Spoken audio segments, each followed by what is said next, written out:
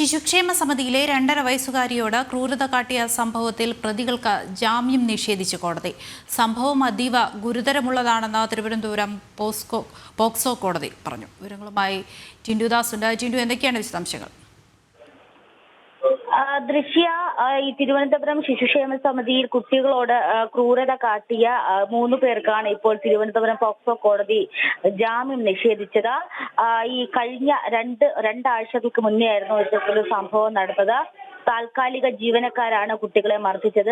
കിടക്കയിൽ മൂത്രമൊഴിച്ചതിന് കൊച്ചു കുഞ്ഞിന് നേരെ കണ്ണില്ലാത്ത ക്രൂരതയായിരുന്നു കാട്ടിയത്. കുട്ടിയെ നഖം കൊണ്ട് ജനനേന്ദ്രിയത്തിൽ മുറിവേൽപ്പിക്കുകയാണ് ചെയ്തത്. ഇതിൽ 3 പേരെ പോലീസ് അറസ്റ്റ് ചെയ്തിരുന്നു. അജിത, സിന്ധു തുടങ്ങിയ 3 പേരെയാണ് പോലീസ് അറസ്റ്റ് ചെയ്തത്. ഇവരുടെ അറസ്റ്റ് ചെയ്തതിനു ശേഷം ചോദ്യം ചെയ്യൽ ഉൾപ്പെടെയുള്ള നടപടികൾ പൂർത്തിയാക്കി കുറ്റപത്രം സമർപ്പിച്ചിരുന്നു. ചോദ്യം ചെയ്യൽ ഉൾപ്പെടെയുള്ള നടപടികൾ പൂർത്തിയാക്കി ഇവർ റിമാൻഡിലായിരുന്നു. ഈ സമയത്താണ് ഇപ്പോൾ ഇവർ ജാമ്യത്തിന് സമീപിച്ചിരിക്കുന്നത്.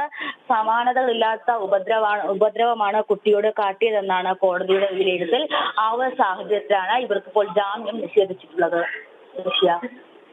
ാണ് വിവരങ്ങൾ നൽകിയത്. ശിശുക്ഷേമ സമിതിയിലെ 2.5 വയസ്സുകാരിയോട് ക്രൂരത കാട്ടിയ സംഭവത്തിലാണ് കോടതി പ്രതികൾക്ക് ജാമ്യം നിഷേധിച്ചിരിക്കുന്നത്. സംഭവം അതീവ ഗുരുതരമുള്ള വിഷയമാണെന്നാണ് തിരുവനന്തപുരം പോക്സോ കോടതിയുടെ വിലയിരുത്തൽ.